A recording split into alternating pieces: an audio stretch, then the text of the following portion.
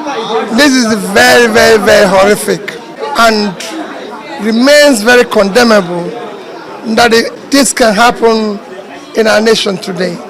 Nobody can say what necessitated or caused why this young boy would do a thing like this to his own family members and society. But we remain in solidarity in condemning such acts. Will insecurity in Nigeria end soon? You see this question, he doesn't have an answer.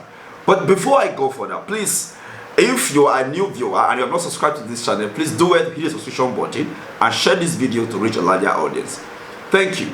So now, there was a suicider who attempted to bomb a bank in Jos last week. Now again, it happened on the 16th of May 2024, where in KANO a mosque was set ablaze with the people inside. And this happened that the presidential candidate of Labour Party, His Excellency Mr. Peter Obi, paid a condolence visit to the hospital in KANO State, to condole with those that lost their lives and those that were injured.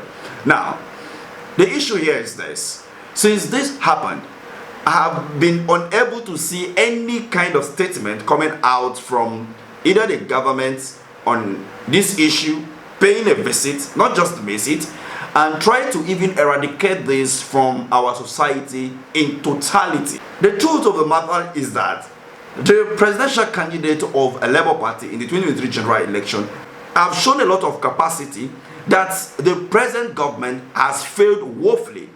Within the last 1 year of tinubu-led administration, we have witnessed a lot of insecurity cut across the whole country. Now, if the president during the campaign, when he said he has the capacity, the capability, to govern, and since he has assumed office, we have been unable to see him at any point in time either pay the condolence visit as well as taking some strategic step to ending the lingering crisis around the northern region, in fact the whole country, security wise, then it shows that he don't really care about the people but just about his political ambition. And this may be checkmate when he returned for his second term in 2027. But my concern is that on Saturday we had a very ugly incident in Abuja where a military officer, according to what is circulating on the media, that they bought a phone. Upon finding out that the phone is malfunctioning, they return it back to the shop somewhere in Banex, we say in Abuja. And upon getting there, they had some level of friction with the shop owner. From there, they called the police, and that was how the rift started. It led to the beating of those army officers, and the army personnel responded swiftly, and the whole place was shut down completely. Now, this is exactly what happened in Okwama, where they said they claim to have gone there for peacekeeping, although there are various kind of reports surrounding what happened in Okwama, of which at the end of the day, 17 soldiers lost their lives brutally, of which the Nigerian army went and leveled the whole community. The question here in Nigeria is that when are we going to get it right for the government to step in and make sure that such things never happen? How can a police or an army officer be beaten in such a manner? Me, I'm totally in condemnation of that act, but the rate at which the army always responds swiftly into this kind of action. But when it comes to security issues, where we have reported on this channel in the past, especially in Plateau during the Christmas period, where a community was attacked, and we learned that the Nigerian army were around that region, but they didn't take any action when called upon, according to a pastor who was giving a review, which we brought to you in this particular channel. You can check out the video here.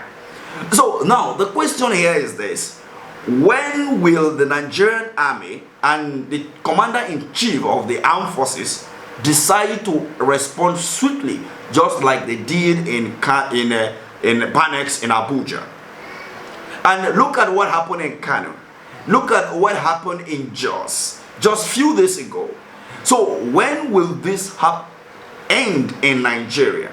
Are we going to continue in this barbaric nature?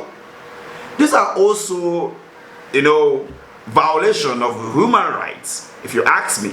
Because for the soldier that was beaten, I believe that a proper investigation should be done, and those who are behind this should be arrested and made to face the law.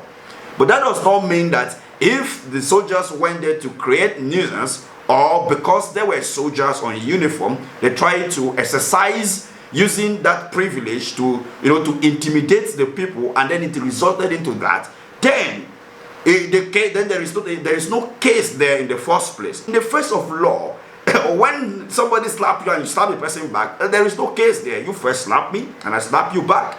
So if that was the case, then this whole drama should just end. But if that is not the case, then those who perpetrate this evil should be arrested and brought to book. But now, as they be. But however, let's have this conversation in the comment section. The visit of the presidential candidate of a Labour Party to KANO State, and the silenceness from the government, and the lingering security crisis in Nigeria. What do you think? 2027 is just 3 years from now. But can Nigeria afford to remain in this level of crisis until then? Thank you for watching.